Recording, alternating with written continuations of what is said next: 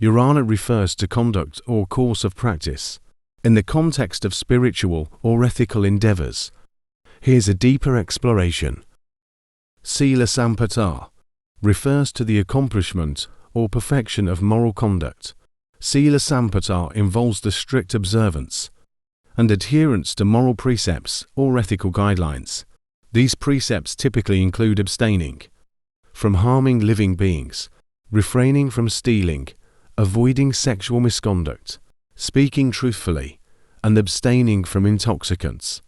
Accomplishing Sila Sampata means consistently upholding these precepts in thought, speech, and action. Sila Sampata also entails the cultivation of virtuous qualities, such as compassion, kindness, honesty, and generosity. Practitioners of Sila strive to embody these virtues in their daily lives, cultivating wholesome qualities that lead to inner peace and harmony. Accomplishing Sila Sampata involves purifying one's conduct and behavior. This entails refraining from unwholesome actions that lead to suffering for oneself and others, and actively cultivating actions that promote well-being and happiness. By purifying their conduct, individuals create the conditions for spiritual growth and realization. Sila Sampata contributes to the development of moral integrity and character. Practitioners of Sila prioritize ethical considerations in their decision-making processes and strive to act with integrity and honesty in all aspects of life.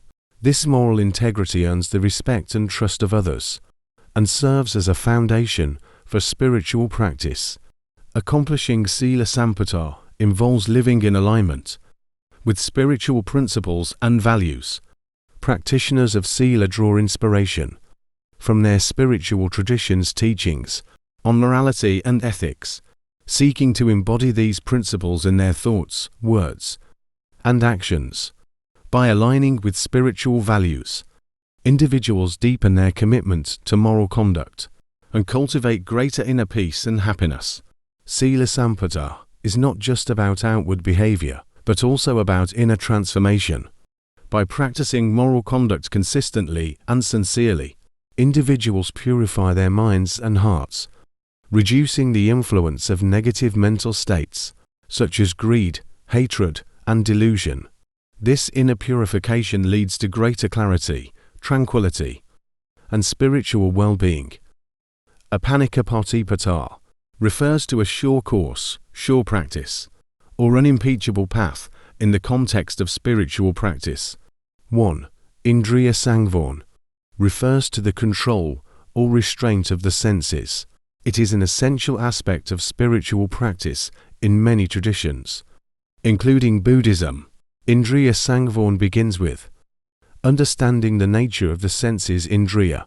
This includes recognizing that the senses sight, hearing, smell, taste, touch, and mental consciousness play a crucial role in our experience of the world, but can also be sources of attachment, craving, and suffering. Practicing Indriya Sangvarn involves cultivating awareness and mindfulness of sensory experiences. This means being fully present and attentive to the sensations arising from the senses without becoming entangled in them. By developing mindfulness, practitioners can observe the sensory input without reacting impulsively or habitually. Indriya Sangvarn also requires discernment and wisdom in how we relate to sensory experiences. This involves recognizing the impermanent, unsatisfactory, and impersonal nature of sensory objects and understanding their true nature. With wisdom, practitioners can see through the illusion of pleasure and pain associated with sensory experiences and cultivate a more balanced and equanimous mind. Practicing Indriya Sangvarn entails moderation and restraint in the use of the senses. This means being mindful of the quantity and quality of sensory stimuli we expose ourselves to, and exercising discernment in choosing what is beneficial and conducive to our well-being. By practicing restraint, we can avoid overindulgence and the potential for sensory overload. Indriya Sangvorn involves guarding the mind against unwholesome states that may arise in response to sensory experiences. This includes being vigilant against the arising of craving, aversion, and delusion triggered by sensory stimuli, and cultivating wholesome mental states, such as kindness, compassion, and wisdom. Ultimately, the practice of Indriya Sangvorn leads to inner peace, freedom, and liberation from the tyranny of the senses.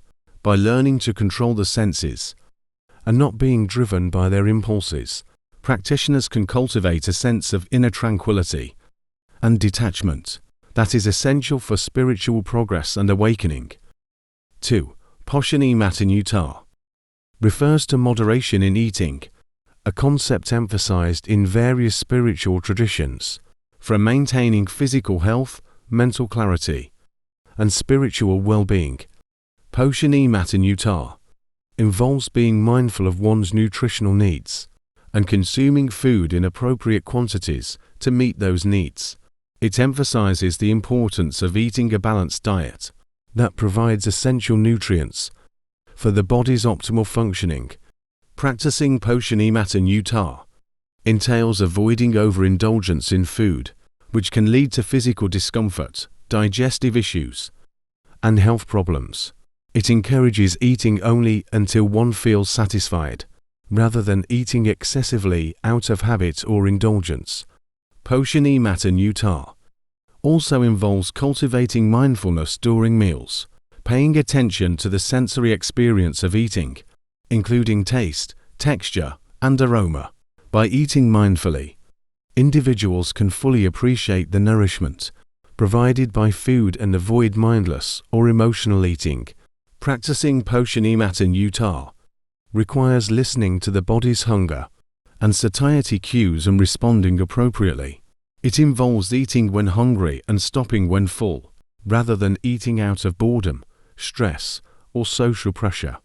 Poshanimata encourages cultivating gratitude and appreciation for the food one consumes. It involves recognizing the effort and resources that go into producing and preparing food, and savoring each meal as a gift of nourishment. For many spiritual practitioners, Poshanimata is not only about physical health, but also about aligning with spiritual values, such as simplicity, contentment, and non-attachment to sensual pleasures. By practicing moderation in eating, individuals can cultivate a sense of inner balance and detachment from material cravings. Poshanimata promotes harmony with nature and ecological sustainability. By encouraging mindful consumption of food resources, it emphasizes the importance of respecting the Earth's resources and minimizing food waste. 3. Shogariyanu Yok refers to the practice of wakefulness or vigilance, particularly in the context of spiritual practice and mindfulness. Shogariyanu Yok involves cultivating awareness and alertness in one's daily life. It means being fully awake and present in each moment, rather than operating on autopilot or being lost in distraction. This heightened state of awareness allows practitioners to perceive reality more clearly and respond skillfully to the present moment. Shogariyanu Yok is closely related to mindfulness practice, which involves paying deliberate attention to one's thoughts, feelings, bodily sensations, and the surrounding environment. By cultivating mindfulness, practitioners develop the capacity to stay awake and aware of their inner and outer experiences, without getting caught up in habitual patterns of reactivity or mental chatter. The practice of Shogariyanu Yok helps prevent the mind from becoming distracted or scattered. Instead of allowing the mind to wander aimlessly or getting lost in fantasies and worries, practitioners remain grounded in the present moment, focused on whatever task or activity is at hand. Shogariyanu Yok also involves guarding against negative mental states, such as laziness, lethargy, and dullness. By staying vigilant and alert, practitioners can recognize the arising of unwholesome thoughts and emotions, and skillfully redirect their attention towards more positive and uplifting qualities of mind. Practicing Shagarayanu Yok contributes to the cultivation of spiritual qualities such as clarity, wisdom, and equanimity. By remaining awake and alert, practitioners are better able to discern the true nature of reality and respond with wisdom and compassion to the challenges of life. Shagarayanu Yok is not limited to formal meditation practice, but can be integrated into all aspects of daily life. It involves bringing mindfulness and wakefulness to every activity, whether walking, eating, working, or interacting with others. By maintaining this continuity of awareness, practitioners deepen their spiritual practice and experience greater peace and fulfillment. Ultimately, the practice of Shagarayanu Yok aligns with the spiritual goal of awakening or enlightenment. By cultivating wakefulness and vigilance, practitioners gradually overcome ignorance and delusion, leading to greater clarity, insight, and liberation from suffering. Sadhamasama Nogoto refers to being endowed with the 7 virtues, or qualities of a true Dharma follower. 1. To have confidence. Saddha. Saddha, often translated as confidence or faith, is a fundamental quality in various spiritual traditions. It refers to a deep trust or belief in the teachings, principles, and practices of the tradition one follows. Saddha is not blind faith, but is based on understanding, experience, and insight. It involves confidence in the path of spiritual practice, confidence in one's own potential for growth and transformation, and confidence in the ultimate goal of liberation or enlightenment. Saddha provides the motivation and courage to embark on the spiritual journey, overcome doubts and obstacles, and persevere in the face of challenges. It is nurtured through study, reflection, meditation, and the guidance of wise teachers. 2. To have moral shame. Hiri. Hiri is a moral quality that arises from a deep sense of conscience and integrity. It involves a sensitivity to one's own ethical conduct and a reluctance to engage in actions that are harmful, unethical, or morally wrong.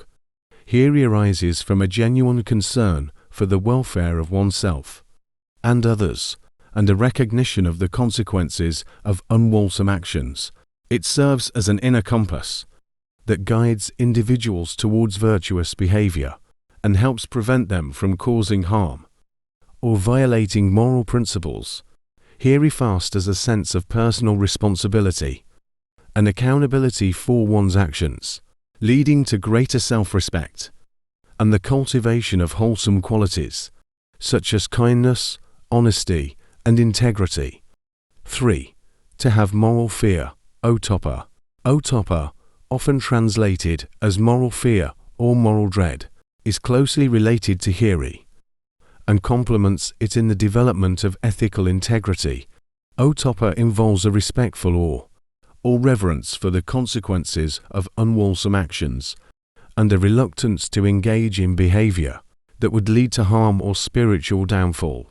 It rises from wisdom and compassion and reflects an understanding of the law of karma, the principle that actions have consequences, and a desire to avoid negative outcomes for oneself and others. Ottappa serves as a protective barrier against moral transgressions, providing an additional motivation to uphold moral values and refrain from unethical behavior. It encourages individuals to cultivate virtuous qualities and lead a life that is conducive to their own well-being and the welfare of others. 4. To be much learned. This refers to the cultivation of knowledge and wisdom through learning and study. It involves acquiring a deep understanding of various subjects, including spiritual teachings, philosophy, science, literature, and arts. Being much learned implies not only accumulating factual knowledge, but also developing critical thinking skills, analytical abilities, and discernment. A much learned person is open-minded, curious, and continuously seeks to broaden their understanding of the world. They appreciate the value of lifelong learning and recognize that true wisdom arises from the integration of knowledge with direct experience and insight. 5. To be of stirred-up energy. This quality signifies enthusiasm, vigor, and determination in pursuing one's goals and aspiration. It involves harnessing inner motivation and channeling energy towards productive and meaningful endeavors. Being of stirred-up energy implies a sense of purpose, drive, and initiative in overcoming obstacles and accomplishing tasks. It involves cultivating resilience in the face of challenges and maintaining a positive attitude.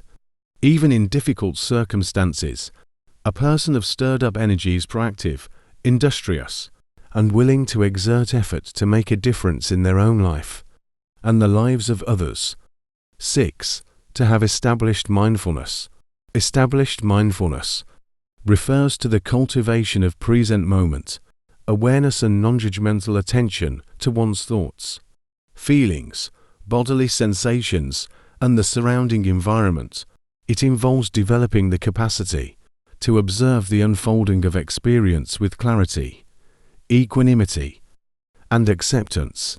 It helps individuals cultivate inner peace, emotional resilience, and insight into the nature of reality.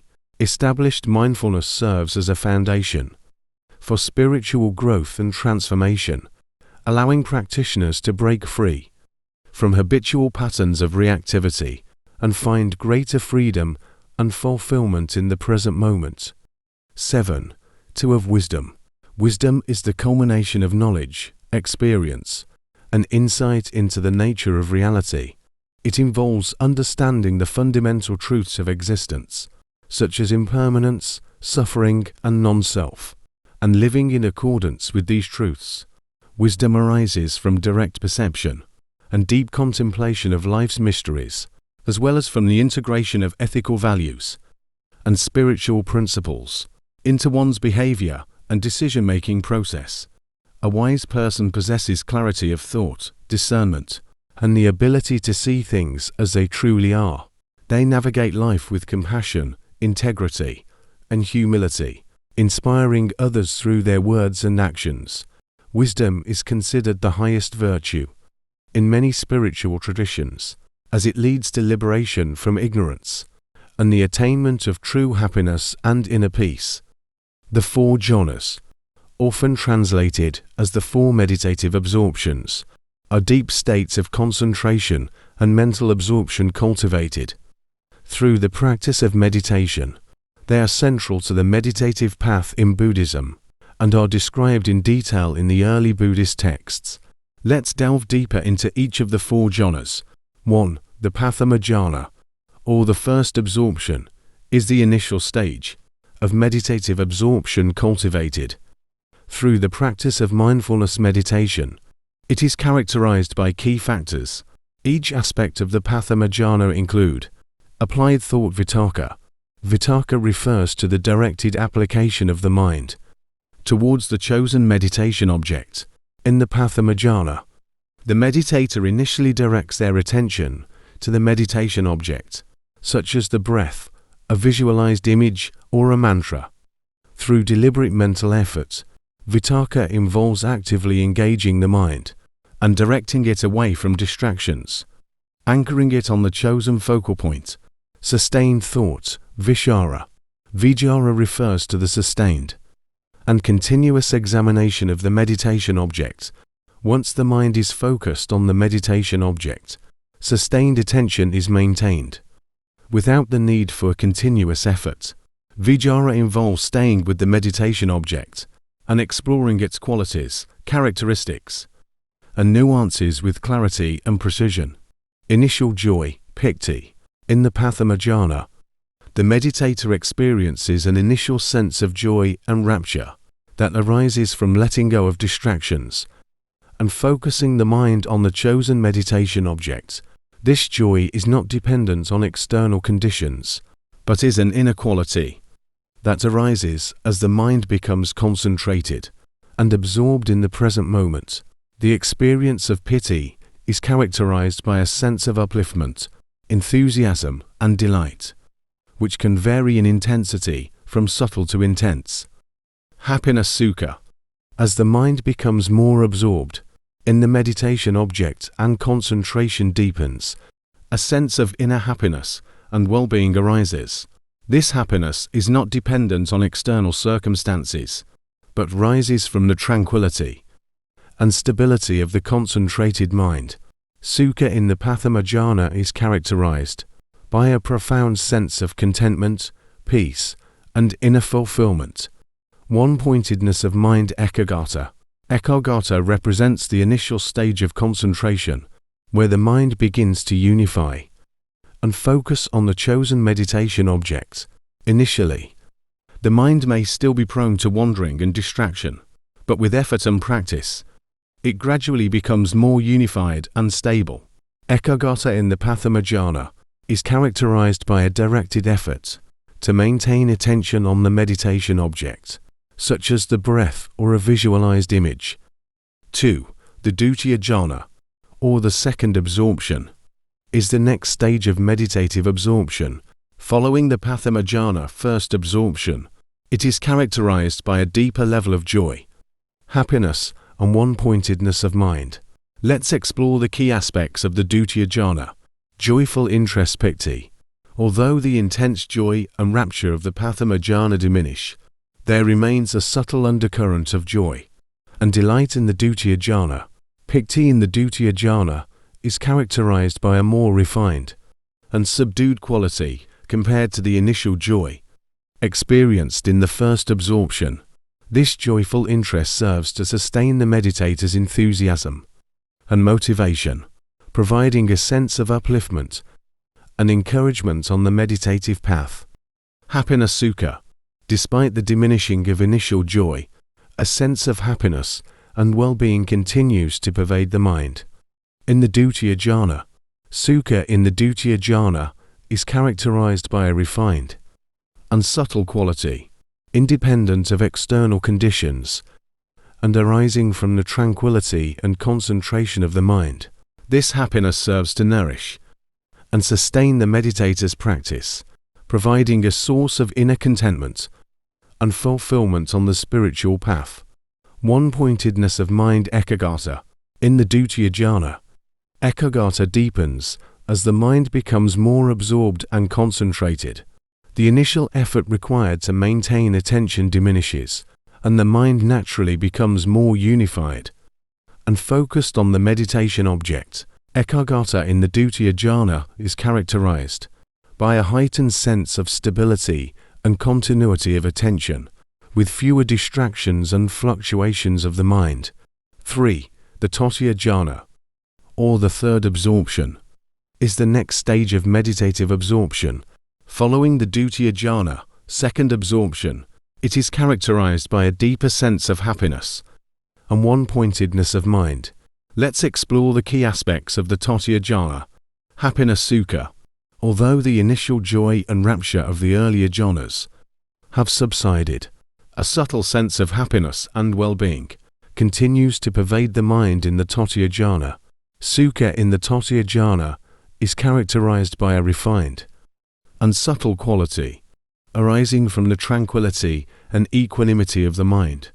This happiness is independent of external conditions and serves to nourish and sustain the meditator's practice, providing a source of inner contentment and fulfillment. One-pointedness of mind ekaggata. In the Tatiya jhana, ekaggata reaches a deeper level of concentration and absorption. The mind becomes fully unified and one-pointed, completely absorbed in the present moment experience. Ekaggata in the Tatiya jhana is characterized by a profound sense of stillness and tranquility, with the mind fully immersed in the meditation object, without any wavering or distraction. 4. The Jatutha jhana, or the fourth absorption, is the final stage of meditative absorption. In the traditional scheme of jhanas, it represents the pinnacle of concentration, mindfulness, and equanimity achieved through the practice of meditation. Let's explore the key aspects of the Jatutha jhana. Equanimity upekkha. In the Jatutha jhana, the sense of equanimity deepens to its fullest extent. leading to an unshakable state of balance and non-reactivity. Upiku refers to a profound sense of equanimity and acceptance of all phenomena, characterized by a complete letting go of attachment and aversion. This equanimity arises from a deep understanding of the impermanent and conditioned nature of all phenomena, leading to a sense of inner peace and freedom from suffering. One-pointedness of mind ekagata.